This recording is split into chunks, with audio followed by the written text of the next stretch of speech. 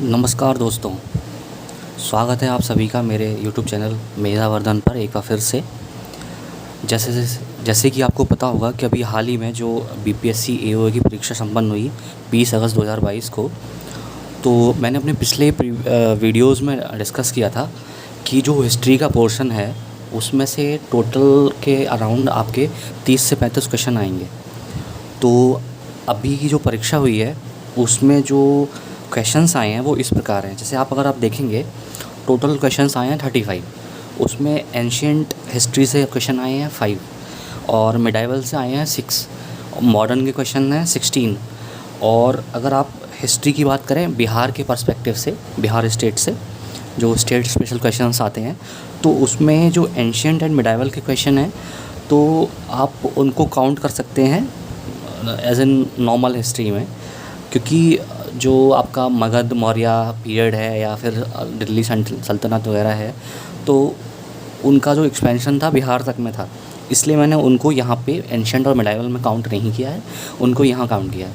और जो बिहार से रिलेटेड मॉडर्न क्वेश्चन थे, मॉडर्न हिस्ट्री के, जो नेशनल मूवमेंट या बिहार के नेशनल मूवमेंट से रिलेटेड पर्सनालिटीज़ थी, वो सारे क्वेश्चंस मैंने यहाँ काउंट किए हैं।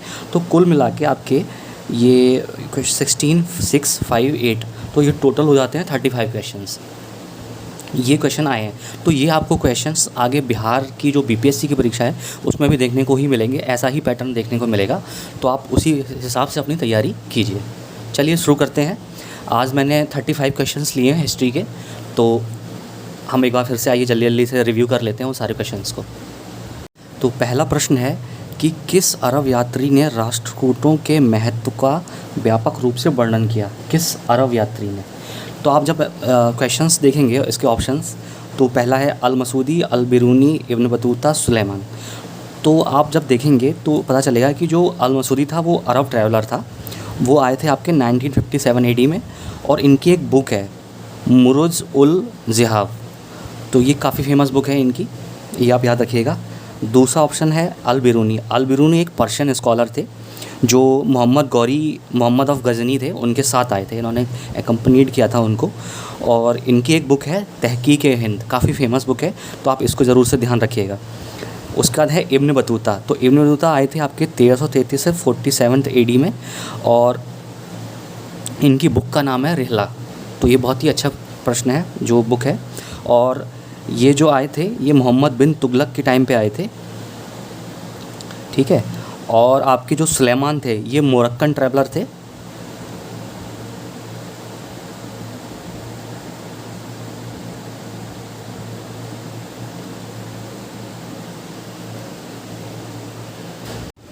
तो आइए शुरू करते हैं पहला प्रश्न। तो ये पहला प्रश्न है, किस अरब यात्री ने राष्ट्रकूटों के महत्व का व्यापक रूप से वर्णन किया? तो आपके ऑप्शन है अल मसूदी, अल बिरूनी, इब्न बतूता, सुलेमान। तो करेक्ट ऑप्शन है सुलेमान, क्योंकि जो अल मसूदी थे वो आपके 957 एडी में आए थे, और इनकी एक बहुत फेमस बुक है मुरुज उल ज़िहाब। उसके बाद आपके अल बिरूनी हैं, ये एक पर्शियन स्कॉलर थे, तो ये 1024 से 1000 एडी के बीच में थे, और इनकी एक फेमस बुक है तहकीक-ए-हिंद। तो याद रखिएगा, बहुत अच्छा क्वेश्चन है ये। उसके बाद इब्न बतूता थे, ये 1333 से 1347 एडी के बीच में आए थे, इन्होंने एक बुक लिखी थी जिसका नाम है रिहला, और ये मोहम्मद बिन तुगलक के टाइम पे आए थे, और ये एक मोरक्कन ट्रैवलर थे। उसके बाद जो सुलेमान है ये एक अरब ट्रैवलर थे। तो हमारे प्रश्न में भी यही पूछा हुआ है किस अरब यात्री ने। तो दूसरा फिर ये 851 सीई में आए थे, और ये अमोघ वर्षा के टाइम पे आए थे, जो राष्ट्रकूटों के एक रूलर थे अमोघ वर्षा, उनके टाइम पे आए थे। तो ये इसका करेक्ट प्रश्न आंसर हो जाता है सुलेमान। आइए आप देखते हैं अगला प्रश्न कि दिल्ली सल्तनत के किस सुल्तान को लाख बख्श कहा जाता था? तो लाख बख्श का मतलब होता है कि लाखों में दान देने वाला। तो दिल्ली सल्तनत की स्थापना जो हुई थी उसकी कुतुबुद्दीन ऐबक ने करी थी, और इसका करेक्ट आंसर भी कुतुबुद्दीन ऐबक है, क्योंकि इनको स्लेव डाउन डायनेस्टी का फाउंडर कहा जाता है, क्योंकि ये मोहम्मद गौरी के स्लेव थे, ठीक है। उसके बाद इन्होंने क्या था कि इनसे रिलेटेड कुछ इंपॉर्टेंट फैक्ट्स हैं कि इन्होंने कुतुब मीनार का कंस्ट्रक्शन कराया था। उसके बाद ये जब इनकी डेथ हुई थी तो ये पोलो खेल रहे थे, या उसको हम चौगान भी बोलते हैं, तो उससे खेलते हुए ये डेथ हुई थी उनकी। तो इसका आंसर है कुतुबुद्दीन ऐबक। अगला प्रश्न है कि दिल्ली सल्तनत के किस सुल्तान ने दारुल शिफा नामक एक दानशील अस्पताल की स्थापना की? तो आपने कहीं जगह जगह देखा होगा जो हॉस्पिटल्स होते हैं वहाँ दारुल शिफा हॉस्पिटल या उसके आगे दारुल शिफा लिखा होता है, तो ये यहीं से रेफरेंस लिया गया है। और इस अस्पताल की स्थापना करी थी फ़िरोज़ शाह तुगलक ने। तो इन्होंने तीन और ऐसे डिपार्टमेंट मतलब दान वाले ये चीज़ें करी थी, जैसे कि एक हॉस्पिटल, इसका नाम हो गया दारुल शिफा। एक इन्होंने मैरिज ब्यूरो का स्थापना करी थी जिसको बोलते हैं दीवान खैरात। उसके बाद इन्होंने एम्प्लॉयमेंट ब्यूरो भी चालू किया था। तो ये तीनों ही बहुत इंपॉर्टेंट है फ़िरोज़ शाह तुगलक से को लेके।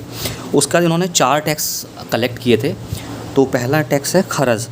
खरज का मतलब होता है कि 1/10 of the produce of the land, मतलब जो भी लैंड पर आप उगा रहे हैं उसका 1/10 ये कलेक्ट करेंगे।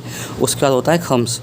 खम्स मतलब आपका होता है कि जो भी आपने वॉर लड़ा उसमें आपने जब डिफीट किया तो जो बूटी कलेक्ट हुई तो उसका 1/5%, 1/5 ऑफ वार बूटी, परसेंट नहीं है। उसके बाद तीसरा है जिज़िया, ये एक पोल टैक्स था। उसके बाद है चौथा जाकत, जकत बोलते हैं इसको। ये tax on Muslims for specific religious purpose. तो ये किसी स्पेशल पर्पस से मुस्लिम्स से टैक्स लिया जाता था। आइए अगला प्रश्न देखते हैं, चौथा। तो भारत के किस नगर को मध्यकाल में शिराज ए मशरिक पूरब का शिराज कहा जाता है? तो इसका आंसर है जौनपुर। अब ऐसा क्यों है? क्योंकि जौनपुर के जो फाउंडर थे फ़िरोज़ शाह तुगलक थे, तो उन्होंने अपने भाई की याद, मोहम्मद बिन तुगलक की याद में ये इस्टेब्लिश किया था जौनपुर सिटी को। और ये जो जौनपुर था ये शर्की रूलर्स के द्वारा इसको रूल किया जाता था। और आपने पढ़ा होगा शर्की आर्किटेक्चर के बारे में, तो ये इसलिए इसको शिराज मशरिक पूरब का सिराज किया जाता है, क्योंकि इसका आर्किटेक्चर बहुत फेमस था। तो कुछ फेमस इमारतें हैं जैसे अटाला मस्जिद, लाल दरवाज़ा मस्जिद, जामा मस्जिद। ये तीनों बहुत ज़्यादा इंपॉर्टेंट हैं और ये तीनों शर्की रूलर के द्वारा इस्टेब्लिश की गई थी और इसीलिए इसके लिए ये पूरब का शिराज कहा जाता है। अगला प्रश्न देखते हैं, किस मुग़ल सम्राट ने जंजीर ए अदली नामक न्याय की घंटी लगवाई? तो ये लगवाई गई थी जहांगीर के द्वारा। तो कुछ फैक्ट देख लेते हैं जहांगीर से रिलेटेड। तो जो कैप्टन हॉकिंस थे और सर थॉमस रो थे वो जहांगीर के शासनकाल में ही आए हुए थे। तो ये क्वेश्चन कई बार पूछ लिया जाता है। उसके अलावा जो टोबैको का, तंबाकू का जो प्रोडक्शन चालू हुआ था वो जहांगीर के टाइम पे ही स्टार्ट हुआ था। उसके बाद जहांगीर ने ही जो सिख के 5th गुरु थे, गुरु अर्जुन, उनका सर धड़ से अलग कर दिया था, क्योंकि उन्होंने जो बगावती खुसरो मिर्ज़ा थे उनको सपोर्ट किया था। तो जहांगीर ने इस वजह से उनको सज़ा सुनाई थी। आइए अगला प्रश्न देखते हैं कि भारत भारतीयों के लिए है नारा इनमें से किसने दिया था? तो आपके ऑप्शन है स्वामी विवेकानंद, दयानंद सरस्वती, पंडित ये, एच.एन. कुंजरू। तो इसमें जो आपका सही आंसर है वो स्वामी दयानंद सरस्वती का है।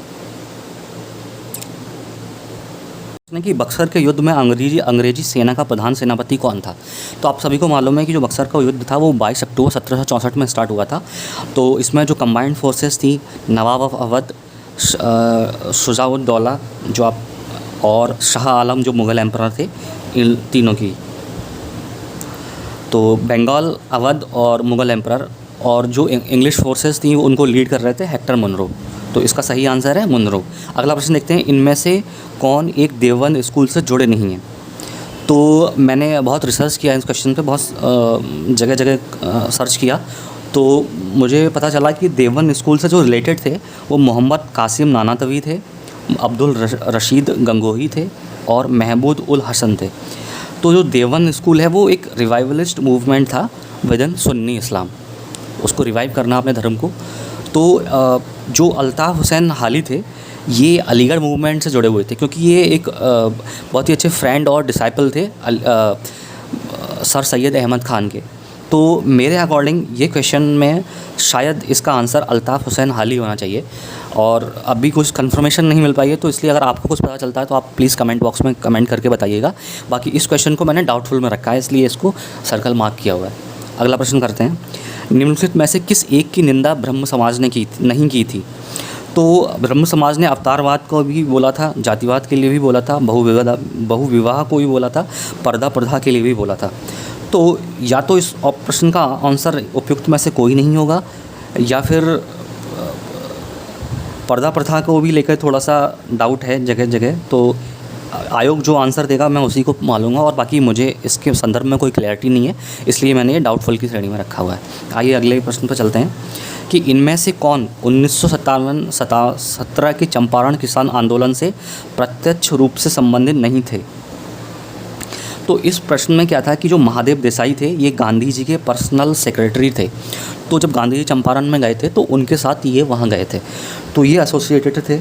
उसके बाद नरहरि पारेख ये भी एसोसिएटेड थे। डॉक्टर राजेंद्र प्रसाद भी डायरेक्टली एसोसिएटेड थे क्योंकि वो एक लॉयर थे, तो उन्होंने इस केस में पार्टिसिपेट किया था इस आंदोलन में।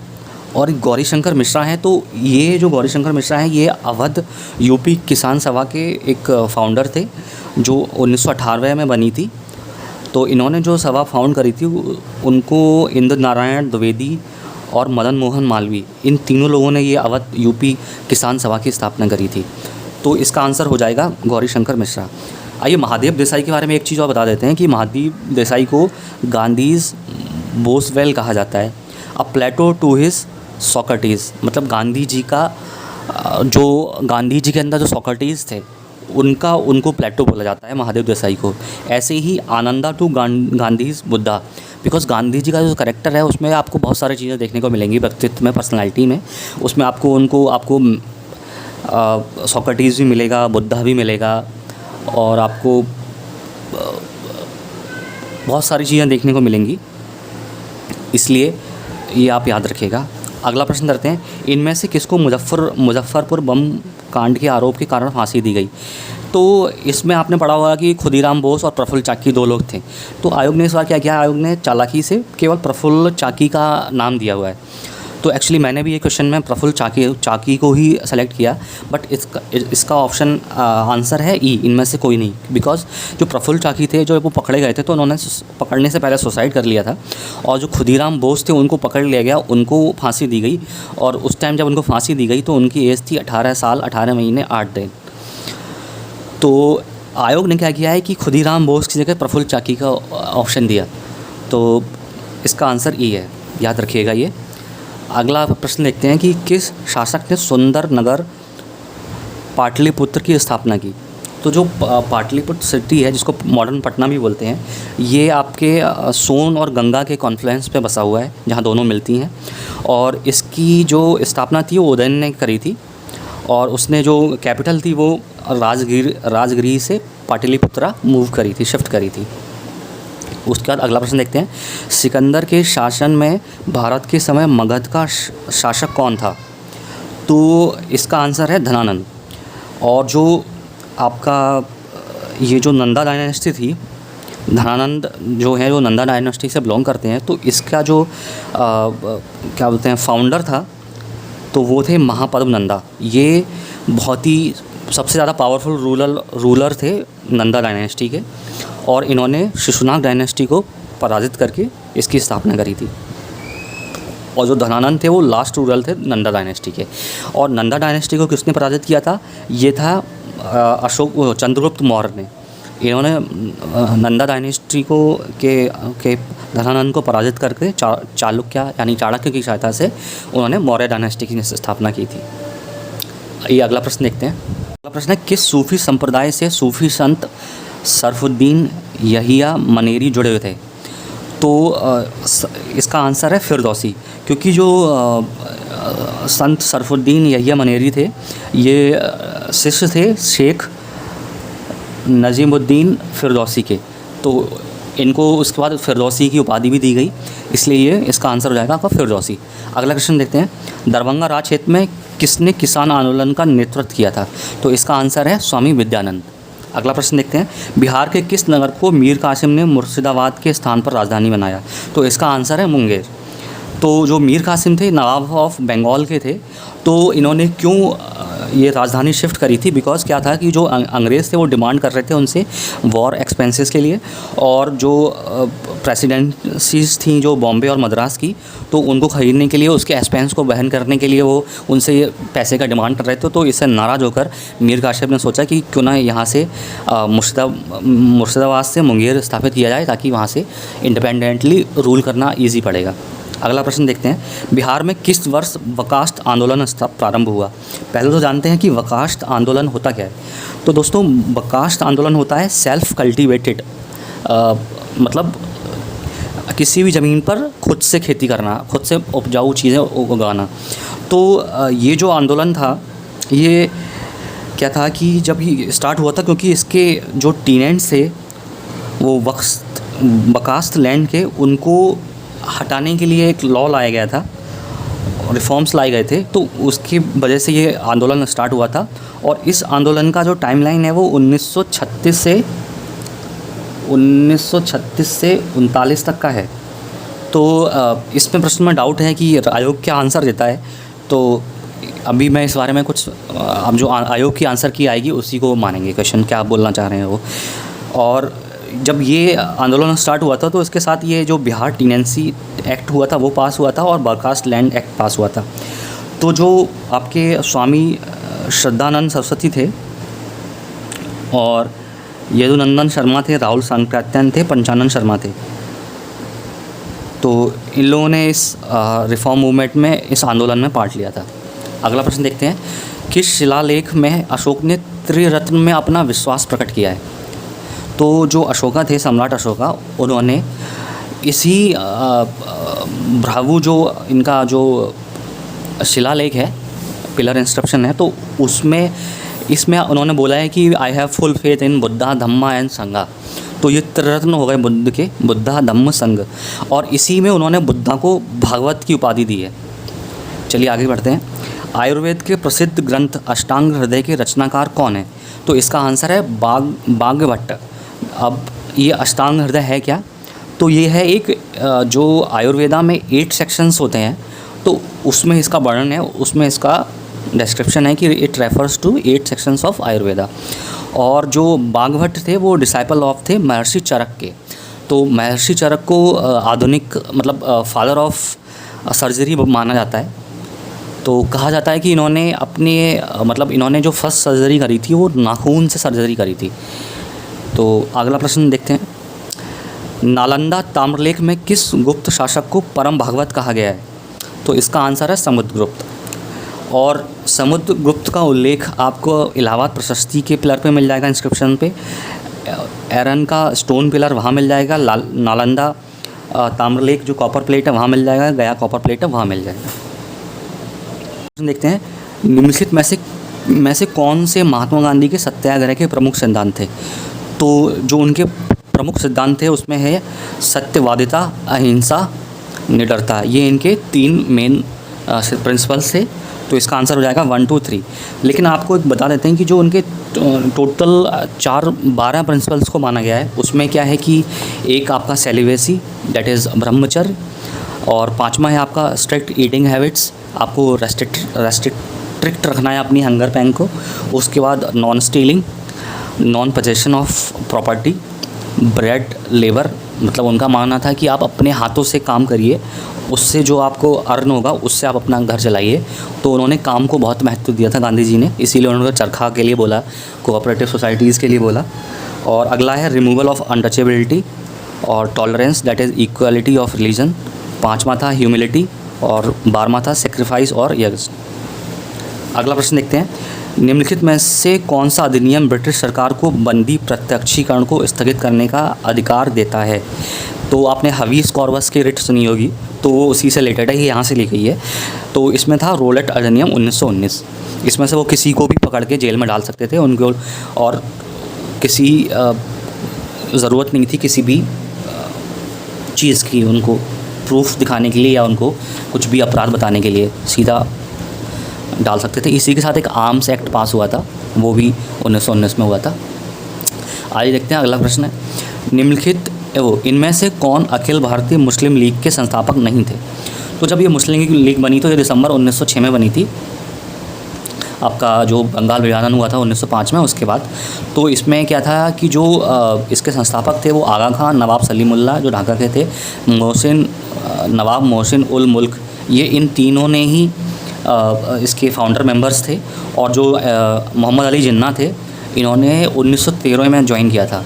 और ये आगा खान जो थे वो फर्स्ट प्रेसिडेंट भी थे मुस्लिम लीग के। तो इनमें से कौन मुस्लिम लीग के संस्थापक नहीं थे? तो इसका आंसर हो जाएगा एम ए जिन्ना। अगला प्रश्न देखते हैं, मालाबार में मोपला विद्रोह किसका परिणाम था? तो जो परिणाम था वो ये था कि जो एक तो ब्रिटिश कॉलोनियल रूल के अगेंस्ट वो लोग फाइट कर रहे थे कि भाई ब्रिटिश आ रहे हैं, हमसे इतना लगान वसूल कर रहे हैं और हमारे लैंड पे ही कब्ज़ा कर रहे हैं और हमसे ही ऐसा एज एन फॉरेनर वो ट्रीट किए जा रहे थे। और दूसरा था कि जो फ्यूडल सिस्टम था उस टाइम पे, तो जो एलिट हिंदू क्लास था उन्होंने कंट्रोल कर रखा था, तो उसके अगेंस्ट उन्होंने जो विद्रोह किया था। तो इसका जो इनिशियल कॉन्सिक्वेंस था वो था कि आपका जो फ्यूडल सिस्टम के अगेंस्ट उन्होंने जमींदारी प्रथा के अगेंस्ट जो लड़ाई लड़ी थी वो, लेकिन इसमें वो आंसर नहीं दिया है, तो ये हो जाएगा उपयुक्त में से कोई नहीं। उसके अलावा जब मोपला विद्रोह हुआ था तो कांग्रेस ने भी उसको सपोर्ट किया था, क्योंकि खिलाफत आंदोलन भी उसी टाइम चल रहा था। तो ये मिक्स हो गया था, मोपला विद्रोह, खिलाफत आंदोलन, और कांग्रेस ने इसको सपोर्ट किया था। लेकिन जो इसका परिणाम वो था आपका जो जमींदारी का उन्मूलन करने के लिए जो उन्होंने किया था वो। अगला प्रश्न देखते हैं, हाथ कत्ती खादी के वस्त्रों में 1877 में शाही दरबार में कौन सम्मिलित हुआ था? तो जो शाही दरबार हुए थे ये 3 हुए थे, ठीक है, इनको दिल्ली दरबार भी बोलते हैं। तो जो पहला दरबार हुआ था वो 1870 में हुआ था। तो इसमें क्या था कि गणेश वासुदेव जोशी थे, वो खादी के कपड़ों में पहन के वहाँ सम्मिलित हुए थे। और ये जो 77 का शाही दरबार हुआ था ये वाइसरॉय लॉर्ड लिटन के टाइम पे हुआ था, ठीक है। अगला प्रश्न देखते हैं, स्वदेश बांधव समिति का संस्थापक कौन था? तो ये थे अश्विनी कुमार दत्त। इनके बारे में कुछ चीज़ें जान लेते हैं कि जो अश्विनी कुमार दत्त थे इन्होंने कोऑपरेटिव हिंदुस्तान बैंक की स्थापना करी थी, मतलब उसको स्थापना करने में महत्वपूर्ण भूमिका निभाई थी, जो 1908 में बना था। और उसका लक्ष्य था कि जो इंडियंस हैं वो अपना खुद का बिज़नेस स्टार्ट कर सकें। और ये स्वदेश बांधव समिति थी, ये आपका जो बंगाल का विभाजन हुआ है उसके बाद इस्टेब्लिश हुई थी 6 अगस्त 1905 में, आफ्टर पार्टीशन ऑफ बंगाल। क्योंकि इसका जो मेन पर्पस था उनका था कि जो स्वदेशी गुड्स है उसका कंजम्पशन करना है, हमने उसका उपयोग करना है, और विदेशी चीज़ों का, वस्तुओं का बॉयकॉट करना है, जो कि कांग्रेस ने डिसाइड किया था। उसका अगला प्रश्न देखते हैं कि बिहार में स्थापित स्वराज दल की शाखा का संयोजक कौन था? तो ये जो स्वराज दल था बिहार वाला, ये स्टार्ट हुआ था 1923 में, और जो आपकी स्वराज पार्टी है वो 1923 में ही जनवरी में स्टार्ट हुई थी, और इसकी स्थापना करी थी मोतीलाल नेहरू ने और CR दास ने। वो कांग्रेस के मतलब उसकी आइडियोलॉजी से थोड़ा सा उनकी विचारधारा थोड़ी भिन्न थी, तो इसलिए उन्होंने थोड़ा सा अपना एक अलग पार्टी इस्टेब्लिश करी थी। तो जो बिहार का जो संयोजक थे, बिहार का ब्रांच था, तो उसके थे ये श्री कृष्ण सिंह। अगला प्रश्न देखते हैं, हिंदू मुस्लिम एकता एवं महात्मा गांधी के आदर्शों के प्रसार हेतु सितंबर 1921 में मदरलैंड समाचार पत्र किसने प्रारंभ किया था? तो ये जो मदरलैंड न्यूज़पेपर था ये पटना से प्रकाशित हुआ था, और इसके जो इसने स्टार्ट किया था वो थे मजहर उल हक। उसका अगला प्रश्न देखते हैं, बिहार नेशनल कॉलेज एवं उसके भवन बिहार विद्यापीठ का उद्घाटन फरवरी 1922 में किसने किया था? तो इसके जो उद्घाटनकर्ता थे वो थे महात्मा गांधी जी, और ये फरवरी 1921 दे रखा है, लेकिन यहाँ आयोग ने 1922 दिया है, तो अभी 100 साल पूरे हुए थे 2021 में, तो उसके उपलक्ष्य में ये काफ़ी चर्चा में रहा था, इसलिए ये क्वेश्चन पूछा गया है। उसका अगला प्रश्न देखते हैं कि 1937 में प्रांतीय स्वायत्तता के अंतर्गत बिहार के प्रथम मंत्री कौन थे? प्रधानमंत्री। तो उस टाइम पे क्या था कि जो प्रोविंशियल गवर्नमेंट था उनको उनके जो हेड थे उनको प्रधानमंत्री बोला जाता था। तो जो पहले फर्स्ट जो प्राइम मिनिस्टर थे बिहार गवर्नमेंट के, प्रोविंशियल गवर्नमेंट के, वो थे मोहम्मद यूनुस साहब। अगला प्रश्न देखते हैं, 1940 में बिहार में कृषि भूमि संबंधी एवं कृषक आंदोलन के साप्ताहिक हिंदी मुखपत्र का नाम था हुंकार। तो इसका आंसर है हुंकार, और ये इस्टेब्लिश किया गया था, फाउंडर मेंबर थे इसके, फाउंडिंग जो वो थे स्वामी सहजानंद सरस्वती। अगला प्रश्न देखते हैं, जो 1907 का सूरत विभाजन हुआ था तो उसके बाद भारतीय राष्ट्रीय कांग्रेस पर किसका नियंत्रण हुआ था? तो इसका आंसर है नरमपंथी। तो जो इनको बोला जाता है कि एक्सट्रीमिस्ट एंड मॉडरेट्स। तो जो एक्सट्रीमिस्ट थे उनका और मॉडरेट का जो विभाजन हुआ था, तो उसके बाद एक्सट्रीमिस्ट अलग हो गए और मॉडरेट्स ने उसके बाद अपना कंट्रोल जारी रखा उस पर। अगला प्रश्न है, भारतीय राष्ट्रीय कांग्रेस के प्रथम मुस्लिम अध्यक्ष कौन थे? प्रथम मुस्लिम अध्यक्ष। तो ये थे बदरुद्दीन तैयब जी। और ये जो थर्ड सेशन था कि 1985, 86 और 87, तो 1985 में थे आपके शायद WC बनर्जी, और ये थे शायद आपके सेकंड के युले थे शायद, अब याद नहीं आ रहा, जब मैं आपको कमेंट करके बता दूंगा। और थर्ड के थे आपके बदरुद्दीन तैयब जी, जो 1887 में सेशन हुआ था मद्रास में उसके। अगला प्रश्न देखते हैं, मुस्लिम लीग के पाकिस्तान प्रस्ताव के पहले 2 राष्ट्र के सिद्धांत को किसने प्रतिपादित किया? तो जो पाकिस्तान रेजोल्यूशन था उससे पहले जो थ्योरी दी गई थी कि 2 नेशन थ्योरी, वो किसने दी था? तो इसके संदर्भ में कन्फ्यूज़न है, क्योंकि सर सैयद अहमद ख़ान ने भी बोला था, मोहम्मद इकबाल ने भी बोला था, और जिन्ना साहब ने आफ्टर रेजोल्यूशन के बाद बोला था। तो या तो इसका आंसर सर सैयद अहमद ख़ान है, या फिर इसमें मुझे थोड़ा डाउट है, तो इसलिए मैंने इसको सर्कल कर रखा है। आपको अगर पता है तो आप प्लीज़ कमेंट करके बताइएगा। अगला क्वेश्चन है और लास्ट क्वेश्चन है हिस्ट्री के पोर्शन का, वो क्या है कि चटगांव शस्त्रागार हमला किसने संगठित किया था? तो ये चटगांव जो आपका चटगांव जो आर्मरी रेड थी, अटैक था, तो ये 18 अप्रैल 1930 में हुआ था, और इसको प्लान किया था सूर्य सेन ने। इसके ऊपर एक अभिषेक बच्चन की मूवी भी बनी थी, दीपिका पादुकोण और अभिषेक बच्चन का। तो ये वही हमले से रिलेटेड है जो उन्होंने रेड मारी थी, जो आर्मरी थी पुलिस की, उसके ऊपर। तो एक लेडी थी जिन्होंने एक कलेक्टर को गोली मारी थी, मुझे नाम याद नहीं आ रहा है, और तो वो था। तो आपके ये सारे प्रश्न हो गए हिस्ट्री के पोर्शन से। अब मैं अगले जो वीडियो बनाऊंगा उसमें आपके नेक्स्ट पोर्शन को कवर करूंगा, ये मे बी साइंस या पॉलिटी या ज्योग्राफी जो भी होगा। बहुत बहुत धन्यवाद आप सभी का।